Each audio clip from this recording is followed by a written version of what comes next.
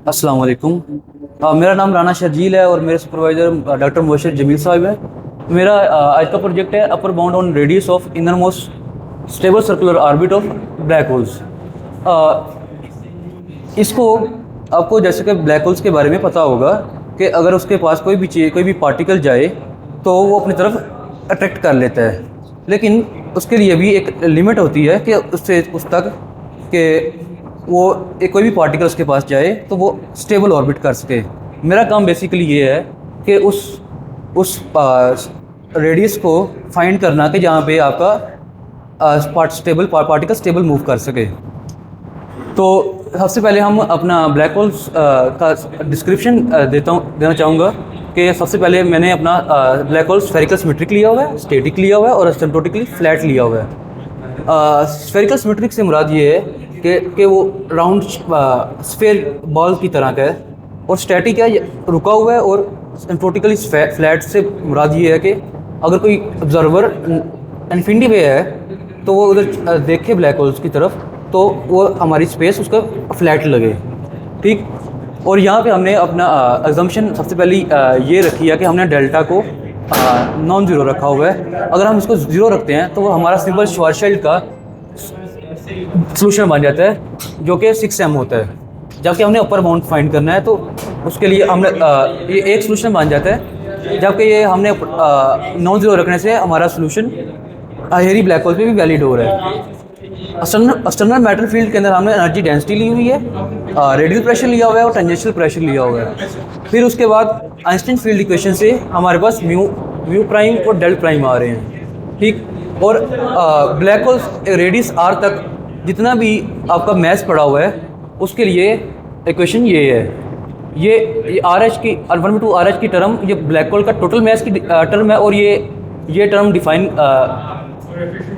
Define कर रही है कि ब्लैक होल के बाद जितने भी डस्ट पार्टिकल्स वगैरह हैं जो भी है उसका मैथ की टर्म है ये। ठीक है। फिर उसके बाद हम एम और म्यू के बीच में रिलेशन फाइंड करते हैं जो कि है 1 - 2m/r का। फिर हमें energy momentum tensor conservation condition लगानी पड़ती है क्योंकि हमने अपने रिजल्ट को फिजिबल रखने के लिए, तो उससे फिर हमारे पास प्रेशर ग्रेडियंट आता है। फिर हम स्टार्ट करते हैं कि इसको का रेडियस फाइंड करना। सबसे पहले हम लैग्रांजियन फाइंड करते हैं। लैग्रांजियन के अंदर हम अपने एप्सिलॉन को -1 रखते हैं फॉर टाइम लेग जियोडेसिक्स, क्योंकि हमने इसको का रेडियस फाइंड करना है फॉर स्टेबल पार्टिकल्स, तो उसके लिए हमें -1 रखना पड़ रहा है। उसके बाद हम लैग्रांजियन से हम अपने जनरलाइज मोमेंटा निकालते हैं। जनरलाइज मोमेंटम्स की इक्वेशन से हम आर डॉट स्क्वायर की इक्वेशन निकालते हैं। आर डॉट स्क्वायर प्लस फिर हम टोटल एनर्जी की इक्वेशन से हम अपना इफेक्टिव पोटेंशियल फाइंड करते हैं। इसको के लिए बेसिकली हमें 3 कंडीशन फॉलो करवानी पड़ती हैं। वो ये हैं कि आपका इफेक्टिव पोटेंशियल भी ज़ीरो हो, उसका फर्स्ट डेरिवेटिव भी ज़ीरो हो, उसका सेकंड डेरिवेटिव भी ज़ीरो हो। जब हम इफेक्टिव पोटेंशियल और फर्स्ट डेरिवेटिव को ज़ीरो रखते हैं तो हमारे पास एनर्जी और एंगुलर मोमेंटम की इक्वेशंस आ जाती हैं। फिर हम सेकंड डेरिवेटिव निकालते हैं। सेकंड डेरिवेटिव को जब हम ज़ीरो रखते हैं तो हमारे पास कैरेक्टरिस्टिक रिलेशन ऑफ इसको आ जाता है जो कि ये इक्वेशन है। ये इक्वेशन में बेसिकली ए आर आपका एनर्जी मैटर, इसके अंदर एनर्जी और मैटर एक्सटर्नल मैटर की इक्वेशन ये टर्म्स आ रही हैं, और जबकि बी आर के अंदर हमारी ज्योमेट्रिक इक्वेशंस आ रही हैं। और ये बेसिकली बहुत एक बैलेंस इक्वेशन है। ये बैलेंस कर रही है एक्सटर्नल मैटर को और एनर्जी ज्योमेट्री को ब्लैक होल्स की। फिर उसके बाद हम अपने एन आर के ऊपर 3 कंडीशंस अप्लाई करते हैं। वो सबसे पहले हम वीक एनर्जी कंडीशन लगाते हैं जिसके लिए हमें अपनी डेंसिटी नॉन नेगेटिव रखनी पड़ती है। उसके बाद दूसरी कंडीशन हम ये लेते हैं कि हमारा ट्रेस है जो एनर्जी मोमेंटम टेंसर का वो नॉन पॉजिटिव होना चाहिए। ठीक है। फिर उसके बाद तीसरी कंडीशन लगाते हैं कि हमारा टेंजेंशियल प्रेशर ग्रेटर देन 0 होना चाहिए, और टेंजेंशियल प्रेशर हमारा बड़ा होना चाहिए मॉड ऑफ रेडियल प्रेशर से। ठीक। फिर उसके बाद हम जब स्टडी करते हैं अपने एन आर को होराइजन पे, तो वो क्या आता है कि वो हमारा नेगेटिव आ रहा होता है। लेकिन जब हम अपना रेडियस को इन्फिनिटी पे लेके जाते हैं तो हमारा एन आर पॉजिटिव आ रहा होता है। अब इनसे जो एक साइड पे पॉजिटिव आ रहा है, एक साइड से नेगेटिव आ रहा है, तो इससे बात गारंटी हो रही है कि एक ऐसा पॉइंट एग्जिस्ट करता है कि जहाँ पे हमारा NR 0 हो रहा है, और ये हमारे इसको को डिफाइन कर रहा है बेसिकली।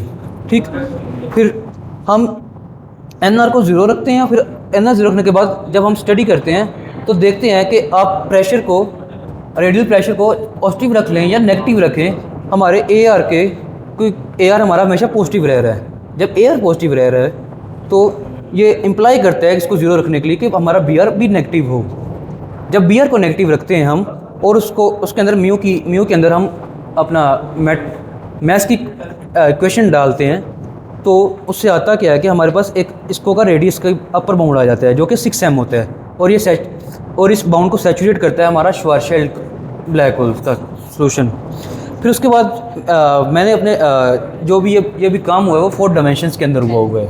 ठीक, फिर उसके बाद अगर हम जब इसकी डायमेंशंस बढ़ा देते हैं, n डायमेंशंस पे लेके जाते हैं, तो फिर हमारा ब्लैक होल इसको का रेडियस है वो अपर बाउंड अनबाउंडेड हो जाता है। इसके लिए बेसिकली अगर आप 5 से 7 डायमेंशंस के अंदर हों और अगर आप रेडियल प्रेशर को पॉजिटिव रखें तो हमारा AR पॉजिटिव रहता है और अनबाउंडेड आता है हमारा।